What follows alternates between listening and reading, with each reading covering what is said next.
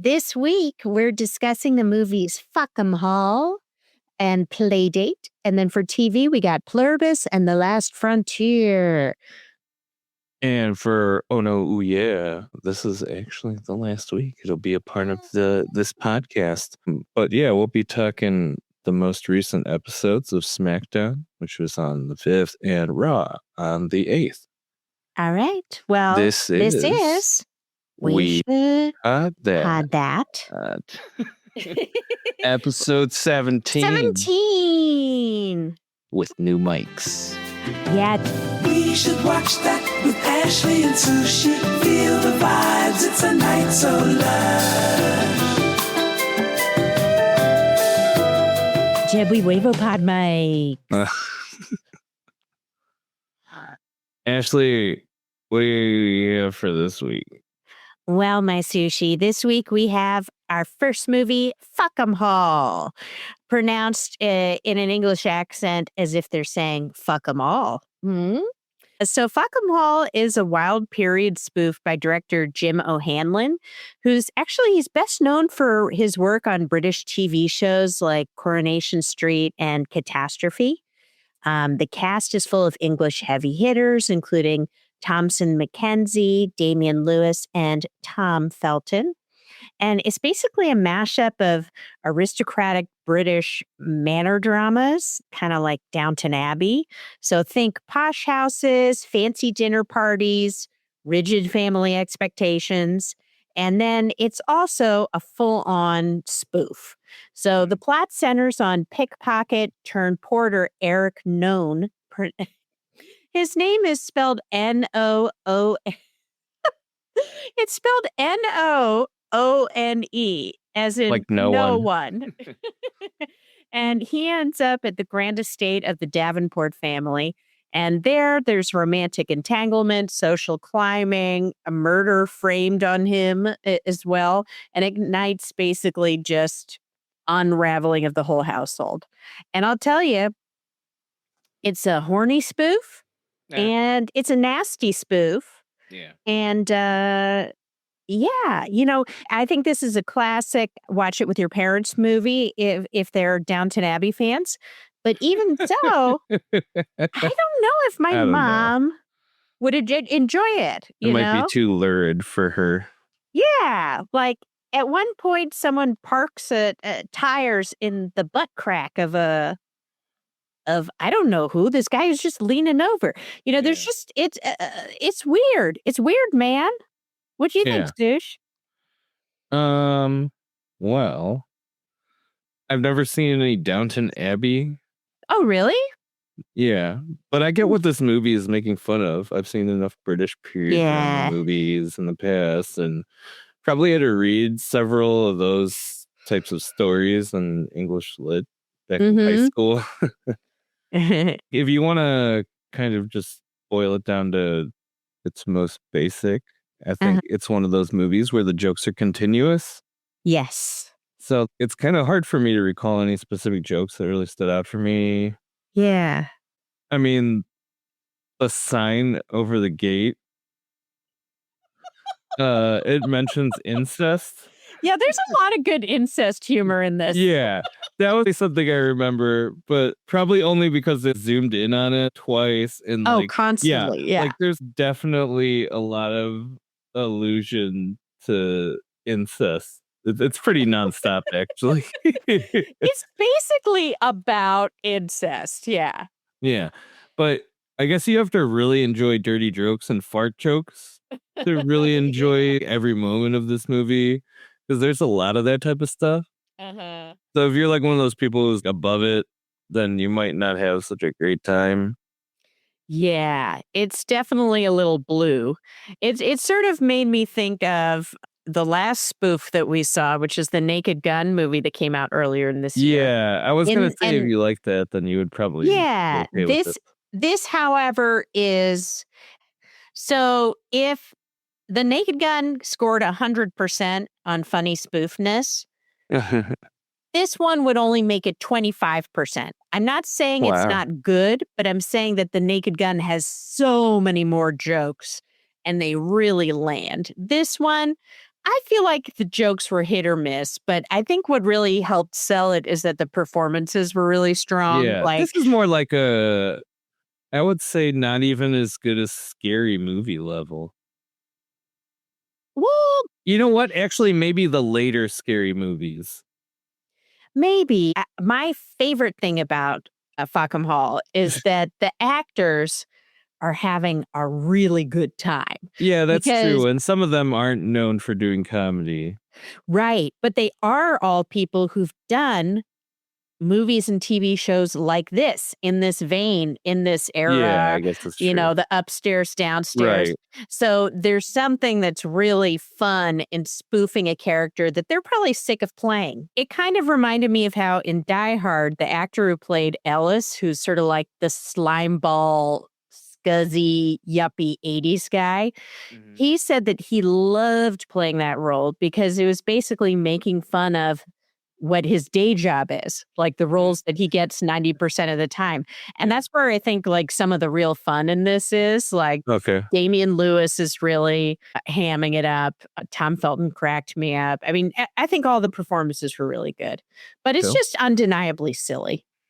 Yeah. Yeah. And I don't think I'm into British period dramas, so I don't know how much I could properly enjoy a parody of them, aside from like making fun of a lot of the cliches. Right. But I think overall, it's a pretty funny movie with a good amount of physical comedy. Connecting it to more recent theatrical releases, I think if you did enjoy the type of humor that was in The Naked Gun, at least, then this is probably at least worth checking out. For sure. So for enjoyment, I gave it a 3.5. And for quality, I gave it a 2.5. Yeah, I could see that. I just probably didn't connect with a lot of the source material that they're trying to parody as much as other people might. I would say that most people who enjoy that stuff might enjoy this movie a bit more. But quality, I think, is just kind of mid, mostly because there's not much that they need to do. It's pretty stationary, you know, It is. different rooms of like Yeah. a house and then like maybe some roads. But nobody's on the road except for like a carriage. Right. Oh, there's always a carriage. Right. All right. So for my rating here, I gave it a 3 for enjoyment. I think it's straight down the middle ish, a little bit above the middle. Good performances, fun concept. I love the idea of more of these spoofy type movies being made because the world is overwhelming, is putting it lightly. And seeing something incredibly silly is just like a pressure release valve or something. It just sort of helps. For quality, I gave it a 3. I think that the performances are great. I like some of the jokes, and I just like the idea of making fun of aristocracy. So that is Fuck 'em All. Cool. And our next movie is also a silly movie. It's a silly week here on We Should Pod That. We have Playdate, which is currently playing on Prime. Now, Playdate is a new action comedy from the director Luke Greenfield, who made some movies that I know you know, like The Girl Next Door and Let's Be Cops. It stars Kevin James as a well-meaning suburban dad. Well, I guess he's well-meaning, who's just trying to survive like a simple kid's play date, which of course turns out into a full-blown mess when he meets his new neighbor played by Alan Ritchson. So the setup is basically what it sounds like from the title. It's a play date. So 2 dads, one afternoon and a play date, but it quickly derails into a string of increasingly unhinged situations. It leans into physical comedy. There's some buddy dynamic stuff. There's, gosh, I don't know, some sci-fi and some classic Kevin James blardisms. Yeah. And this movie gets a lot more insane than you would think. I have to first call out my favorite performance, which was the son, Benjamin Pajak. He is clearly, if not currently gay, a soon-to-be gay son. He's Kevin James's stepson. And Kevin James does some of that annoying machismo stuff where he's like, oh, let's play baseball. And the kid's like, hey, why don't we make a TikTok video? And starts like dancing. And Kevin James is just, I just find that and the way he plays it to be sort of outdated. I don't know, like really outdated. But nonetheless, that kid is so adorable and really funny and very just willing to take on whatever situation is in front of him. For sure. Alan Richson does a super weird performance. Like, so at first you're like, oh, he's like this tough guy. He's cool. But then you're like, did he have head trauma? What's wrong with him? He behaves so strangely and erratically. He's just stupid. And yeah, that's what I eventually came to the conclusion, which is I think he's not smart. Yeah, it's just dumb. Yeah. And honestly, I so want to talk about this sci-fi thing. But honestly, I think that maybe he wasn't made right. I don't know. Sush, tell me what you thought about this weird movie.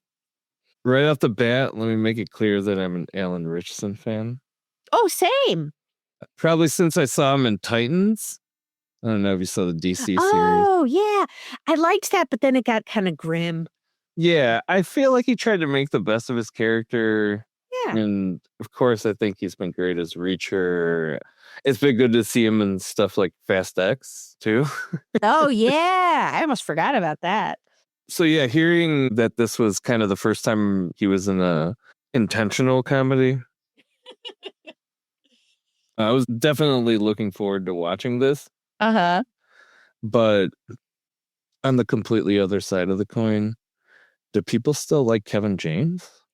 Okay, we're recording this beginning of December, which is right after what is the one time I interact with Kevin James every year. And it is on the amazing podcast, Till Death Do Us Blart. Oh, right. Right, where every year for the rest of their lives, the McElroy brothers and the hosts of The Worst Idea of All Time. It's, by the way, Death Blart is the shortened name, but every year they watch Paul Blart Mall Cop 2. So for the last 11 years, every Thanksgiving, I've been listening to this hour and a half podcast about Kevin James. And I don't think I've seen anything he's been in since Hitch. But yeah, his shenanigans are living fresh in my mind because I've just listened to that podcast. He does so many bits. I don't know. I didn't mind him back in the Paul Blart days, but I feel like now he's a fairly replaceable, family-friendly-ish dad comedian. Yeah. You know what I mean? Like, even though I love him, a good example is like Nate Bargatze. You know? He'd be the updated version. No, Kevin James is just on the more tired, overweight side of that spectrum. And it's not even me saying that. It's the movie kind of rubbing it in, like having him like barely fit on like a small seat in his boss's office and stuff like that. It's so mean. They do so much mean comedy with it. Yeah, and I initially even thought they were trying to make fun of the son for being gay, but like after a while I kind of realized that I'm just old and from a time where they did that type of stuff. But it was actually like they were more trying to make Kevin James seem like really out of touch with his son. Right. Yeah, I mean, it's definitely not like they're making him seem cool in the movie. No. What else? Oh yeah. I'm not a huge Isla Fisher fan or anything, but I do think that she's hilarious. I love her. When they cast her in the right role, and this movie definitely has her in one of those. Yeah, I think she's someone who does so well when she gets to do something bizarre. Like, she is so funny in that Wedding Crashers movie, and she gets to be really heightened here as well. Yeah. But I think overall, this is like a more than serviceable action comedy. If you like movies that have a big guy, little kid buddy dynamic to it, or if you're like fans of the director, or the writers, other movies, then I think you should definitely check it out. I had a blast. I enjoyed it too. I was going to say also, just a warning, at the end, there is a scene that's played for laughs, but actually, if you think about it, is a mass murder. So just want to put that out there. Okay. Continue. Anyway, for enjoyment, I gave it a 4. Oh. I really liked it. It was cool. Okay. I thought it was like almost a Tim Robinson degree of action comedy because it was stupid. Oh, it was wasn't very like stupid. just funny. It was dumb. Like some of the shit that was being done was straight up dumb, but it makes sense though in the context that Alan Richardson doesn't know what the hell he's talking about. Either does his stupid dad that he barely talks to. Oh, yeah. And weird. Yes. And then for quality, I gave it a 2 because it's kind of whatever. It's a streaming movie. Yeah. I think I would feel differently about it if I had to go to a theater to watch this because it's not really that level of quality, but it's pretty good for a streaming movie. Yeah, I would say, going back to my stomach flu movie theme, I think this would be a good stomach flu movie. Maybe at the tail end of the stomach flu when you're getting a little bit better and you're like, I'll watch this and it'll keep you entertained. It'll surprise you. There's some weird stuff. For enjoyment, I gave it a 2.5. I did really like being baffled by it though. So the baffling definitely almost put it higher, but yeah, it's weird. And for quality, I give it a 2 as well. Cool. So yeah, both of these are movies that I think my dad would say, well, that was stupid when we walked out of the theater. That's sort of one of his classics. So on that note, let's move on to television. First TV show, we got the season finale of The Last Frontier. It's episode 10, and the episode's called Everything Trying? I don't really get that title. But anyway, so episode 10 starts right where we left off. And it's honestly picks up in the best line and the best moment of the episode, which is we're back in the scene where we have Bradford and her CIA guys versus Sydney and Havelock. And it just starts with Bradford going, what the fuck is this? And honestly, it's like the best part of the episode. All right. So Havelock is, in this confrontation, trying to get Bradford to atone for everything she's done. She's like, I did nothing wrong. He's like, dude, you killed a lot of people. You killed all our buds. You're going to kill us. And she fires back saying, like, basically, freedom costs blood. And she mocks them for thinking that telling the truth about the program would make a difference because she'd just declare them traitors anyway. And Sydney tries to take the high ground, but Bradford's just like, no, the truth is what I say it is. And nothing you do will make a difference. So, yeah, lots of monologuing. Then there's a bunch of extra special ops guys just sort of drop out of nowhere. To be honest, it felt like a John Woo movie. Like they're just like, boom. And they're like, yeah, they used to be a part of your program, but now they know about the archive and they got questions for you. And then Sydney gets all emotional and she's all like, you destroyed everything I loved. And then Bradford's like, yeah, and the country's better for it. So it's just a lot of back and forth and it's repetitive. So anyway, it finally ends with Sydney being like, well, I'm going to go upload the archive right now. And so she goes to do that. Meanwhile, Frank and his partner hear that there's activity near the dam, which is where this whole mess is going on. And they call in for backup. And before they get there, we jump back to the standoff just in time to watch Bradford go like, guys, like full cartoon villain.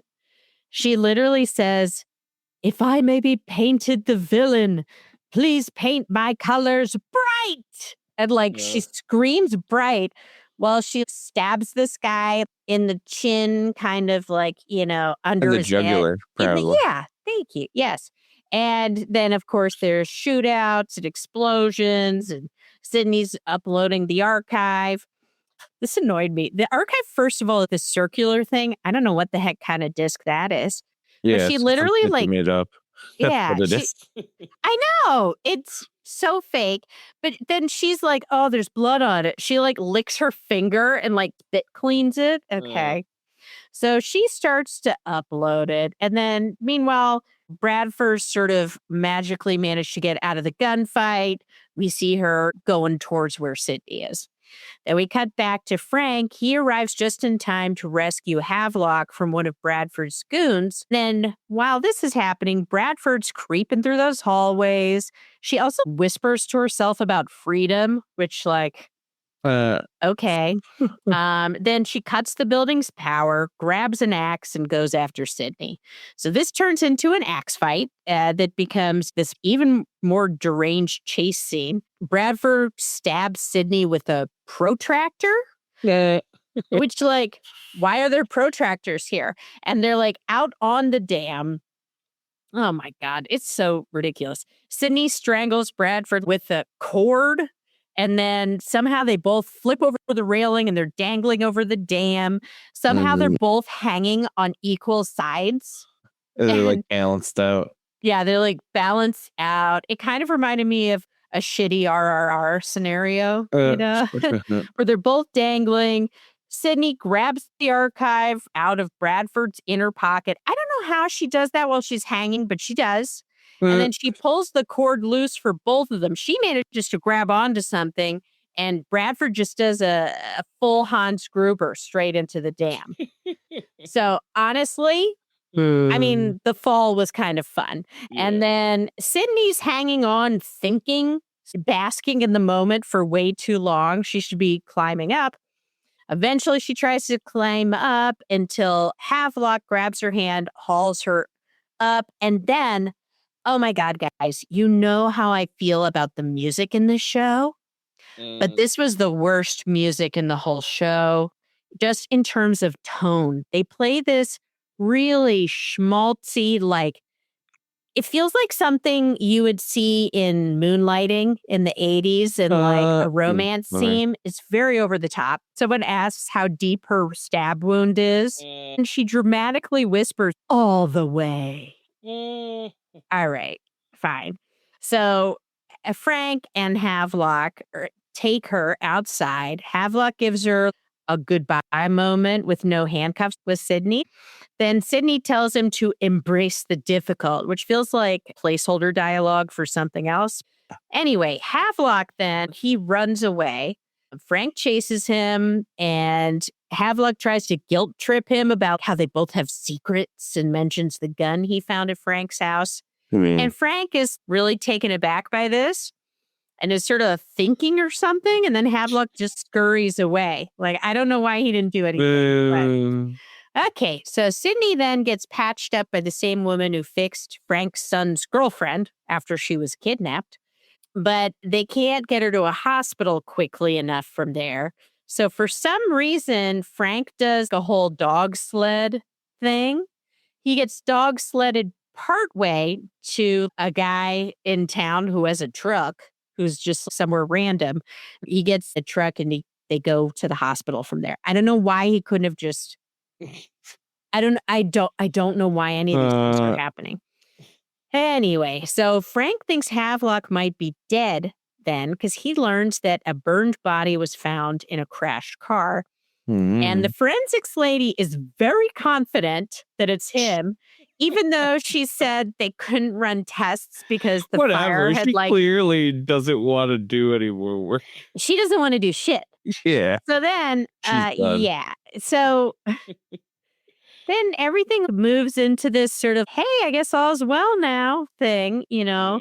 Frank calls in a politician that he trusts, and he hands him the archive and says that he can use it to launch an investigation. And things feel tied up in a bow, like, too neatly, you know. So Sydney wakes up and has a weirdly flat conversation with Frank about morals and whether she's a good person. Spoiler alert, she's not. Frank, what's wrong with you? Anyway, then back home, Frank goes home and has this full emotional family return where his wife and son instantly forgive him, it seems like. They tell him he has to throw the gun into the lake, so he does that. And then they do this symbolic burning of wishes from Ruby's wish jar, which is something they mentioned they did before, but she has a little jar where she put wishes and they would burn them to, I guess, release them into the world. I don't know, though. I'd want to hang on to the wishes. I wouldn't want to burn them, but that's just me. Mm. Then we get the real twist. Havelock calls Frank and starts bragging, yeah, I'm alive. And I swapped the burned body because I thought people would think it was me. And I'm just calling to tell you, look out for your family because your little corner of the world is about to become very important. Okay. He didn't need to do all that, but whatever. And then next thing we see, Havelock and his guys, the former Bradford CIA people, are already prepping to free Sydney from prisoner transport. And the episode ends with Sydney in the van looking straight into the camera and smiling. Kind of like in Trap, to be honest. Yeah, fun. Like she knows what's coming next. Cool. And that's the end of our season. So, Sushi, I know you have thoughts on this. Oh my God, I got so much to say. Tell me. So you remember how I said during the last episode how I really wanted to like this show? Mm-hmm. I feel like someone heard and was like, hold my drink, then delivered the most ass episode of the entire season. Seriously, what the fuck was this thing? I mean, I felt like Bradford for a moment. They make pretty much every character suck somehow in this episode. I actually made a list. First, Frank. So, are you trying to do things by the book or taking things into your own hands? Because otherwise they won't, or something else? Because the pivots in the episode from one extreme to the other don't make any sense unless you want the audience to think that Frank really likes Sydney more than Havelock. I mean, he basically forgives her, for fuck's sake. So dumb. Next, we have Sydney. Oh, boo fucking who. So your CIA agent daddy was murdered, and you go and get a bunch of fucking people killed in this crazy plot. You have to break your husband out of custody and leak this archive, and now you want to cry about it? Frank can also fuck right on off for trying to comfort her over this shit because she is literally responsible for all the problems that he had to deal with in his town this season. And then when someone asks you how deep someone has stabbed you, maybe just don't answer all the way. What the fuck? Havelock is next. World's most dangerous simp. Both him and Sydney have this warped view that somehow what's happening with CIA agents who arguably know what they're getting into even before they pursue the job is such a problem that it justifies the death of several people, most of which is actually just collateral damage in the form of either local law enforcement or residents of the area. I would say there's at least a dozen deaths. Yeah. And then Bradford. What the fuck is this? More like, why the fuck are you even there to confront Sydney in person? I get that you feel the need to stop Sydney from exposing your Black Ops program, but I'd assume you have plenty of mercenaries that you'd reach out to just in order to get that done. That's a good point. I honestly think it was stupid to make someone so high up on the ladder the one who was pulling the strings too. It's a cliche and lazy character if that's what you're trying to do. What I kind of find that was wild about this episode is that it's written by the series creators, who also wrote the premiere episode of the show, but it feels so different. The one guy, John Bokenkamp, I know he created the Blacklist. So from that, I get how it all started off with like bad guy of the week type vibe. But from my research, I also found that he completely dropped off as the showrunner of the Blacklist going into the 9th season. So maybe he's one of those guys who's like great at creating and coming up with ideas, but maybe not as great at concluding stuff. Because the premiere and the finale of this season are seriously night and day difference. Yeah. The series overall so far has had the feel of an overly dramatic teen thriller novel. Mm. I can almost guarantee that most arguments in favor of the show are on the stupid reasoning that Frank, Sydney, Havelock, all these poor, flawed characters are only that way because they care so much about protecting others from getting murdered. But they're also shitty at doing so. And murdering a lot of people. Yeah, let's go through the list. Frank obviously got his daughter killed, so while he can argue that withholding evidence kept others from being killed, he definitely can't say that about his own daughter. So there's that. Sydney's kind of the same. She uses her dad's murder as her whole justification for doing what she's done. But like we both pointed out before, she's killed way more people than Bradford has. Yeah. Especially innocent people that have nothing to do with the shit she's involved in. Then they spend all this time building up the Havelock character, only for it to be revealed that Sydney is an even bigger hotshot in the spy game than he is somehow. So from then on, they make him look kind of weak, only to have him come back at the end and use his words to cause Frank to second guess himself so he can save Sydney. Give me a fucking break, man. Like, what is this? But yeah, there was stuff I did enjoy about this episode, even if there were more due to amusement. Beautiful snow. Yeah, they do the most Alaska shit ever and use sled dogs to transport Sydney part of the way to the hospital. Somehow they kept from fully cheesing out by making them take her, like all the way to the hospital. But yeah, like you were saying, beautiful snow. Living in the Chicago area, we feel that snow on this show, particularly this episode, is beautiful. Yes. We see proud streets here, and that pretty snow just becomes gray slush. So yeah, even if it's just to appreciate the scenery and cinematography, that was enjoyable. Fairbanks is definitely like a Christmas card kind of area. Let's see what else. Mazzy stars Into Dust, playing as Frank, is on the last leg of transporting Sydney to the hospital, was kind of cool. It also reminds me of probably the most well-known scene in TV that uses it, which I'd argue was when Ryan found Marissa in the alley in Tijuana, like after she OD'd and carries her out all dramatically in slow motion. God, I love that show. These other Alaskan cops are so over the CIA conspiracy bullshit in their neighborhood. I had to laugh at this a little because it's kind of like the viewers that have hung on until now too. Dallas Goldtooth as Hutch has probably been one of the most consistent bright spots for the show. Yeah. The character is just positive enough to be able to get through to Frank, even when he's really stressed out. I'm just happy they didn't do anything stupid with this character during the season, like killed him off unnecessarily for effect. I wouldn't have, put it past the writers, but I'm glad they didn't do it.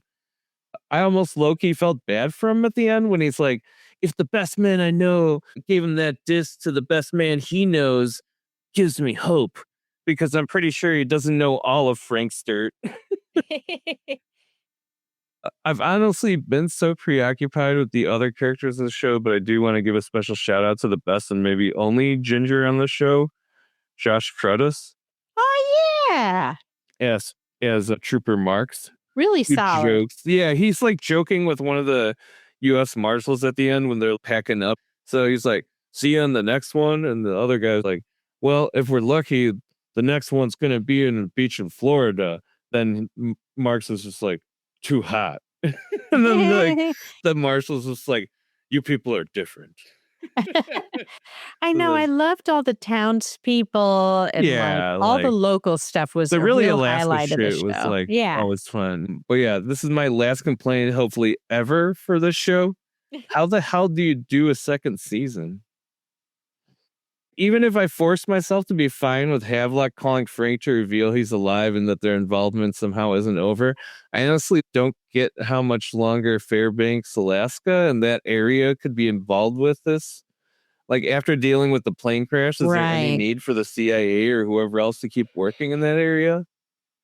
And then if we somehow leave Alaska, I feel like that wouldn't really fit the title of The Last Frontier. Oh, yeah. But I guess they could do a subtitle like Prison Break did. But then I start thinking about how stupid it would be for them to have to come up with another reason to go back to Alaska. Like how the dudes in Prison Break had to break out of more than one prison or prison-like scenario. I can't do this again, man. You can't stop worrying about Prison Break, Sushi. Snap out of it. Oh, man. Havelock and Sydney are the worst couple of those couples that think they're cool. They're basically teenagers with CIA assassin training. But yeah, please don't make a second season. That's all I got to say. Yeah. And I guess my final thoughts would be great performances all around. And I get the impression people doing the best they can. Oh, my God. With what they're given, Yeah. So, yeah, interesting ride. Interesting ride. Well, I guess that brings us to our next show, which is, oh boy, it's very different, guys. It's very different. I heard this is actually the most watched show currently. Really? Like the most watched TV show currently. Guys, we're talking about Pluribus. Like across the board. And it's so good. Now, what we're going to do, just so we can stay current on it, is we're starting with the episode that came out last week. So we have not talked about episodes 1 through 5. But if you'd like us to go more in depth, let us know. But before we start, I'll give you a recap of some of the important stuff in the first 5 episodes.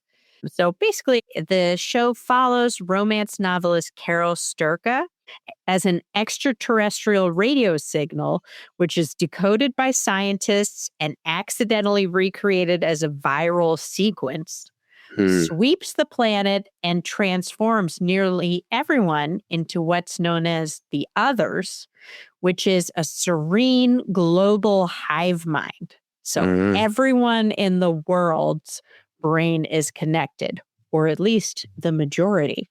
So Carol survives the joining, which is what happened when they all, joined. But she loses her wife, Helen, and she wakes up in a world where disagreement is physically dangerous. When she gets angry, it affects the others, and some of them even died. So she's sort of an ornery woman and is suddenly in a world where being angry, she's an incredibly ornery woman. And she's suddenly living in a world where getting upset can cause people to die. So pretty wild concept. Yeah, tough time for her, though. I know. But so as she's trying to make sense of the new reality, she gains an unexpected companion in Zosia, who's an other who eerily resembles a gender-swapped version of the swashbuckling hero in her romance novels. And she sort of visits Carol, tries to help her with various things she needs to do. And Carol soon discovers she's not entirely alone. There's a small network of unjoined humans that still exists, including the charismatic Mr. Diabate in Las Vegas and a reclusive man in Paraguay named Manusos. So as the series goes on, Carol gets deeper into the mystery of what the hive mind is hiding. She learns how aggressively the others, quote, care for those outside the collective. They're completely dedicated to their needs. And then Carol investigates whether the joining can be reversed and pushes back against the hive's forced kindness as she struggles to find out where she fits into it in a world where she's the only one who cares about individuality. So when the others abruptly abandon her city after she's upset and hurts some of them, Carol follows clues in their food supply and uncovers evidence that their survival may be dependent on far darker practices than they admit. Meanwhile, Manusos begins piecing together signs that connect him to Carol and the larger truth. And together, these episodes track Carol's shift from survivor to investigator and reveal that the hive's peaceful veneer comes at a big cost. So that is where we are for the first 5. And let's jump into episode 6, which is called HDP. So this picks up right where the last episode left off. She had just run out of a cold storage facility where she saw something that shocked her. She runs out and she vomits. She immediately grabs a camera and she forces herself to go back inside the building to film what she had seen, which is stacks of neatly wrapped human body parts. Like, it's crazy. You got heads, you got legs, perfectly organized. She records a frantic message, tries to mail it out, and then abruptly decides instead of mailing out the video to go to the other non-joined people, she's going to just go straight to one of them. So before she leaves, she quickly scrubs the rug, which is where in the previous episode she'd spilled some suspicious milk, which is what she finds out is what they drink made of human body parts. Soylent Green, y'all. It's Soylent Green, which Sushi has been saying since at least episode 3. So then we go to Las Vegas, specifically the Elvis suite at this hotel there. And it is this crazy costume party. So there's swanky music playing. You've got Elvis impersonators. You've got Audrey Hepburn impersonators. You've got Rat Pack guys. You've got old-timey cigarette girls. And it's glamorous and silly. And then we realize it's all for Mr. Diabate, which I don't know if I'm saying that right. But he is, we slowly realize, reenacting Casino Royale. He's at a poker table. He's playing with the man who has an eye patch. And then he decides to leave. And the crazy thing is, the moment he leaves, the whole cast, everyone just drops the act. It's like suddenly someone yelled cut. They're just back to normal life. Then we see Carol arrives at the hotel, the Westgate, and follows digital signs literally directing her to his suite. He greets her with the champagne. She refuses. She then plugs in her camera to show him what she found. And he casually says, "Is this about them eating people?" And then he turns on a TV. It says, "Yes, it's unfortunate. Here, they have something they want to tell you about it." And we see John Cena. Fucking John Cena. I could not have imagined in any world that John Cena would be on Pluribus, but here we are.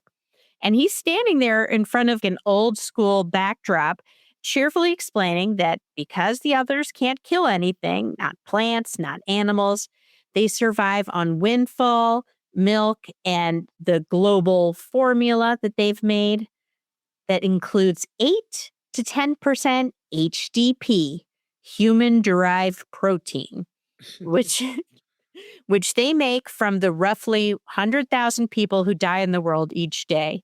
They just grind them up, shove them in their milk. And they tell her, "Carol, you're not going to have to drink any of it, ever." And she immediately just chugs champagne. She is like, what is going on? So over drinks, she learns that the remaining humans meet twice a week on Zoom to brainstorm ideas on how to keep the others from starving in 10 years. She finds out they came up with the idea of robotic farming, but then learns that that wouldn't work because they'd be still complicit in the killing of plants. It's crazy. So Carol, upon learning this, also is curious why she hasn't been told about the Zoom meetings and finds out that they had voted not to include her because she's too disruptive. Carol, she leaves. She goes to cry in the bathroom. And when she goes in, oh my God, there's a giant photo of Mr. Diabate in sunglasses. It's great. Now, while she's in there, we see him talking on the phone to someone. In fact, it's everyone. He's talking to the hive mind, and he has real empathy for her. He's like, she's so lonely. I wish there's something we could do. And while she's asleep, he goes into checks on her, gently covers her up with a blanket. The next morning, when she wakes up, he's making her breakfast. And actually, this is one of my favorite scenes in the episode. She sees that she has eggs, toast, bacon, avocado. And she just, without thinking, starts putting together an avocado toast, putting avocado on the bread, smashing it up, then the bacon. And Mr. Diabate sees her doing it, and he just starts following along. And then when he takes a bite, he is like so happy.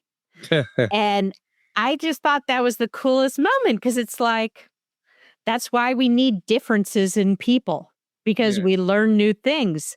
You know, being individuals also helps the group. So this is a really nice moment. And as they're talking, she suggests, you know, the real solution to this problem of starvation is just turning everyone back to themselves.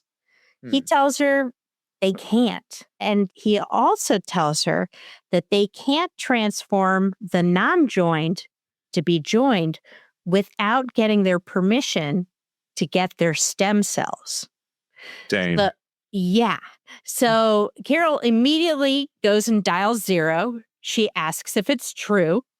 She gets a response on the billboard for the hotel saying, yes, it's true. Then she calls back and says, well, I will never give you permission to take my stem cells. And then on the Westgate sign, okay, Carol, you got it. Yeah. But okay, Sush, I heard an interesting theory on the internet about this, which is in one of the previous scenes where she's at the ice hotel with her wife in that flashback, they mentioned that she has her eggs frozen. So what if they can get her stem cells from those? Okay. I don't know. I don't know if that's how stem cells work. That's my theory. Okay. So finally, we cut to Paraguay, where Manousos receives Carol's tape. He finally learns that there are not only other people like him, but there's 12 of them. And he decides he's got to find her. So he goes back to his house, and you can tell he's almost like a prepper or something, because he has all these things hidden around his apartment, including like 10 envelopes with country names on them. And inside he has currency from all those different countries. So this is an interesting guy. And when he's getting out to leave, he runs into a woman who says, my son, this must be so stressful for you. I'm sure you have questions. And he says to her, you're not my mom. My mom's a bitch. And then he drives off.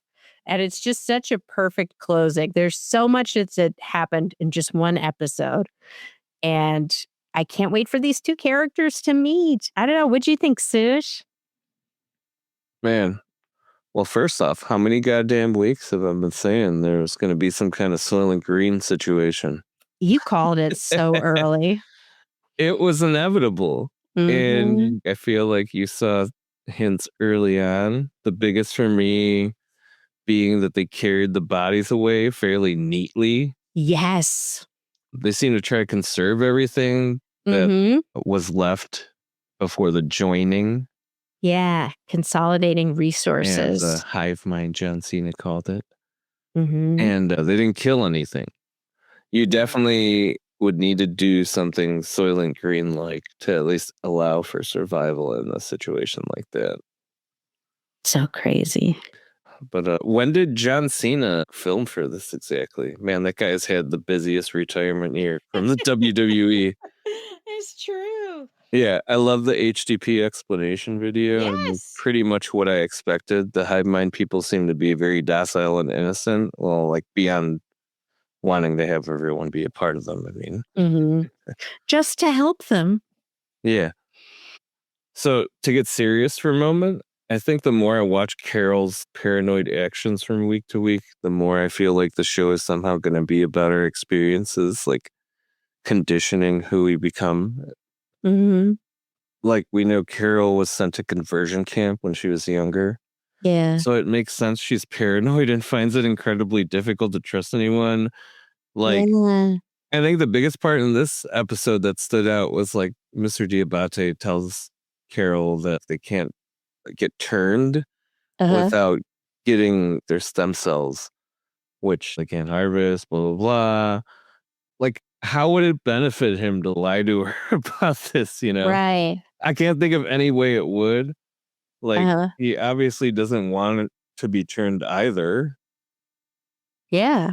And yeah, he doesn't really seem to care about other immune, except when he wants to do something.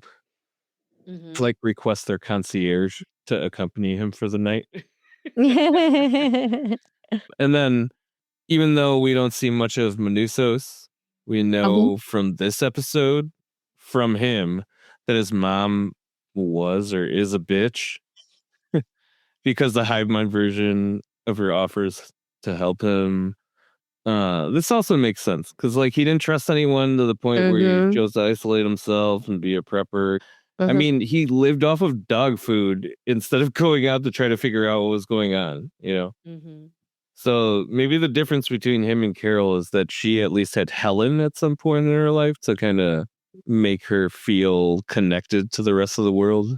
But Manusos is probably not the same in that respect. I can't wait for them to meet. Yeah. What else? I kind of feel bad that most of the other immune are communicating regularly without her, but I'm not at all surprised. Right. I know we've discussed this as we've watched the show, but I think they do a really good job of highlighting how most of the world doesn't prioritize individuality over community like the US does. From the start, we see that the other immune, with the exception of Diabate, all have their family with them, even though their family are part of the hive mind. And even though Diabate doesn't have family with him, I think we can safely assume that he likely didn't have someone close to him betray his trust or not care for him like Carol and Manusos did, since he doesn't seem upset or bothered by how connected the immune are still connected to their family, even given the situation. So I think out of all the characters, I'm kind of the most interested seeing about his backstory. Yeah. And he seems so paranoid, you know? Both, we knew that before we saw Diabate. Oh, Diabate? Yeah. He's fascinating. Yeah. The thing I find interesting about him is he's a character who does things that in most forms of media you would think would lead to exploitation. He's sleeping with a lot of women. He's taking all the nice cars. He's having delicious food. But what's unique is he still is very kind. He is empathetic to them, understanding of them while knowing he doesn't want to be one of them. Yeah, it's fascinating. It really is. But yeah, beyond that, I'm just looking forward to hopefully seeing Manusos and Carol meet. I have a feeling it's going to be at least another episode because I've done the research. Oh. And the trip to Albuquerque from Paraguay would take over 3 days. Oh. Additionally, there's no road from Colombia to Panama. Oh. So Manusos is going to have to pass through the Darien Gap.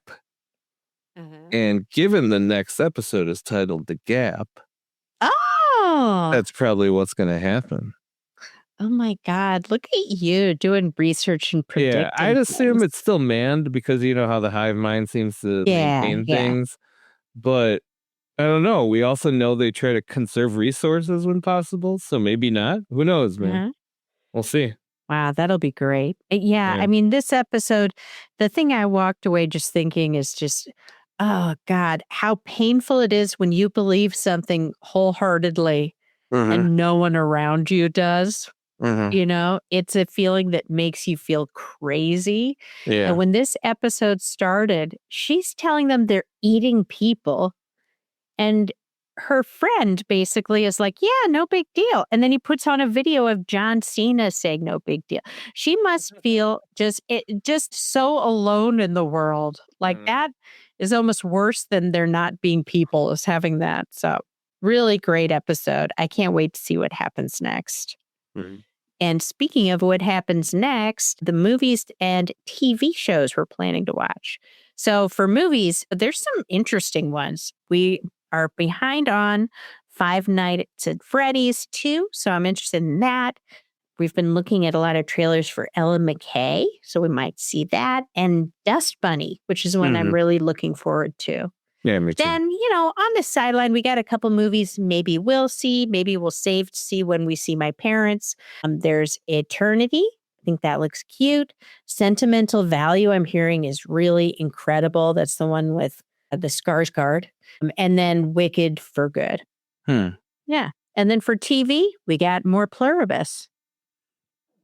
Are we going to do another TV show? Or what are we going to do if we do another TV show? Are we doing, are we going to do, what's it called? Spartacus, Hogs and Boobs? Oh my God. Maybe we should. What's it called? House of Spartacus, House of Asses. House of Yeah, Asses. maybe we should. House of Okay. Asses. All right. Let's I don't know that. if there's that might be an easy one because I don't know if there's a ton to cover. We can keep a dung to boob tally. How many times they say fuck? Oh my God, guys. Or fucking. Oh my God, the way they speak in the show is just incredible. Okay, so that's it. We got it decided. TV next week, Pluribus, and Spartacus House of whatever. Yeah, sure. Yeah. Yes. Oh my God. So, okay, now this is the final episode of We Should Pod That, where you'll be doing your wrestling. Yeah, this is the last one where I'm going to do Oh No, Yeah. Yeah, so from here on out, we're going to be movies and TV on this pod, and then Oh No, Oh Yeah with Sushi and me co-hosting. Yeah. This is your final wrestling on the pod. What do you have for us? All right. SmackDown. That was in Austin, Texas on the 5th. For Oh No, cons of the show, we got what the hell is going on with Drew McIntyre's character? Dude pulls up in his Dodge Ram, and apparently he's still suspended per Nick Aldis. So he's getting the night off. The guy gets attacked by Cody Rhodes as payback for being attacked in his tour bus a few weeks ago while he's sitting in his truck. Basically, right after Nick Aldis reminded him he's still suspended and he was about to head out. Like, I don't know what it is, but the whole back and forth between him and Cody over the past few months hasn't been working for me. I guess they're trying to make Cody look like he's being pushed to the edge, but Drew is just doing stuff that someone as skilled and talented as him simply doesn't have to do. Yeah, it does feel easy. Next, are we officially on with the MFT versus the Wyatt Six? After a few weeks off, it's back to another week, another tease. Both teams go after each other in ring, following a promo from Solo with MFT behind him. But even with the scuffle, we still have no match booked between the two teams. Not even a singles match between like the two big men they took the time to showcase during the incident. Next, WWE's treatment of LA Knight is a fucking insult. Ooh, makes me mad. And the dumbest work ever. It's not like anyone thought that Gunther wasn't going to win the tournament, but did we need a match where there's so many close calls for LA Knight only to make Knight tap out at the end? It almost feels like the WWE is being like, watch your guy tap out and give up. All his fans should do the same. They could have let the guy leave with some dignity. Kind of feels like a big F you to the fans who wanted to give him more opportunities. Gunther also literally goes one-handed for almost a whole 4 seconds before he locks his hands back together again for the STF. Like, are you fucking serious? That was ridiculous. Yeah, it honestly serves no purpose because absolutely no one can ever imagine WWE giving actual main eventer opportunities tonight based on his character, like career since making it into the main roster, and at this point, even dragging things out to make a dramatic change to that would be enough. Wouldn't be enough to make up for how long this has been going on. So dumb. Also, they had commentary basically provide reasoning for why Gunther was going to win the tournament before it happened. Like about how he's a classic wrestler and all that stuff. Like, I get that, but it's stupid that WWE is so dismissive of Knight's fan base. Yeah. Ooh, yeah. Pros of the show.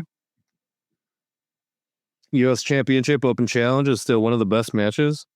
in SmackDown on a weekly basis. This week, the challenger was Carmelo Hayes. Did I think Melo was going to win? Hell no. But did having Melo in this match kind of make me enjoy seeing him for the first time in a long while because we finally got a moment that wasn't tainted by his beef with The Miz? Absolutely. Agreed. Yeah, Dragunov still wins, and there's not a lot of moments in the match where I really felt like Melo could win, nor did I really ever feel like he had the upper hand for more than maybe a few seconds. It's pretty much just another demonstration of Dragunov's intensity and persistence. Beyond that, we also get a character building moment where Dragunov catches the replay, realizing that Tommaso Ciampa interfered in the match, which contributed to his win. And then he rages out because it wasn't a clean win and demands a match against Ciampa next week, which Nick Aldis happily approves. It's fun. I'm really liking Dragunov. This is my first introduction to him this last few episodes. The next item, I love Charlexa as a tag team. Charlotte's outfits, once again, on point. The whole streetwear look is really working for her. Lexi, as Charlotte calls her, joking to Kathy Kelly about war games being good for Charlotte's, quote, social skills. Oh, yeah. Hilarious. Next item, I'm looking forward to the Terror Twins, Damian Priest and Rhea Ripley versus Aleister Black and Zelina. Fuck yeah. Mixed tag with two of the coolest goths taking on two of the lamest goths. Hell yeah. It's a goth off. Yeah, I'm looking forward to that. Hell yeah. Again, it feels like SmackDown was overall a fairly decent showing. I really only had 3 things to complain about for Oh No, and out of them, I didn't really feel like MFT versus Wyatt 6 was a huge problem since they at least are like kind of doing stuff with them finally again. But yeah, book a match, guys. Yeah, do it. All right, moving on to Raw from the 8th in Kansas City, Missouri. For Oh No, LA Knight just had the worst night ever. Oh my God. I was losing it. Yeah, dude just comes out to aid an otherwise defenseless Rey Mysterio against a surprise attacking Logan Paul and ends up paying heavily for it. If you thought last week was bad, this week was at least 4 times worse. I mean, if basically being a punching bag for the Vision for at least the last part of the show wasn't bad enough, dude gets tsunami'd on the roof of an SUV. Oh my God. Yeah, the upside of this is that we know WWE always loves dragging out storylines. So while I've been feeling like creative hasn't had a direction for Knight for the past few months, this week, I honestly think like the whole incident is a setup for him to get pushed. Ooh, Probably joining the run for World Heavyweight Championship against Braun Breaker. Still, I'm leaving this on Oh No for this week because it was just brutal how much abuse he got. I was so upset. Yeah. Next item, the Judgment Day ladies. Like, what exactly are each of them doing? These ladies are each too talented to not have a plan for their goals after the faction splits. But it's kind of unclear what that might be. It's a little bit concerning. Like, too much is just going to be a repeat of what they've already done. Like, if they all, have every title, basically. But if they don't do enough, then that might risk some of them fading into obscurity. Given how much staying on TV seems to depend on whether or not they have an active storyline. So we've had teases of Raquel going after the Women's Heavyweight Championship. We've had teases of Roxanne going after the Women's Intercontinental Championship. And then we've also had teases of both of them together pursuing the Women's Tag Team Championships. So, yeah, I don't really know where this is going. And then especially now with Liv returning, I don't know what's right. Moving on to Ouya. As if we needed another reminder that the women's tag team division is the best, we get Io Sky with Rhea Ripley versus Kairi Sane with Asuka in a match.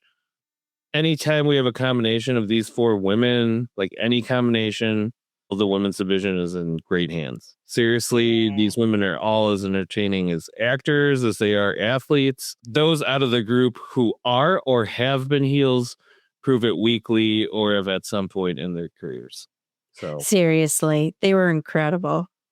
What else? Seems like Raw men's tag team division is finally getting sorted out. AJ Styles and Dragon Lee have been the strong point, so it's nice to see them request a title match that they had defending and retaining their titles against the War Raiders.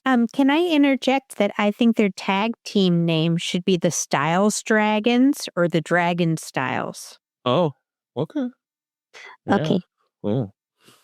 And then great news for anyone who hasn't been a fan of Jay and or Jimmy's solo runs. They're going to be rejoining as a tag team officially. Neat. So looking forward to that for sure, because they were, one of the best. Yeah. And the last item for for Raw is, holy shit, Braun Breaker is a madman on the mic. Oh my God. Incredible. Holy shit. He calls out CM Punk, says he's going to take his World Heavyweight Championship and hell, maybe even his wife. Oh, it's like, I couldn't holy believe crap, that. dude. That was nuts. Yeah, it was insane. Go watch that promo if you get a chance. He's really just running with it. It's what we've been waiting for. It's like what we knew he could do, and he's finally doing it. It's great. Yep.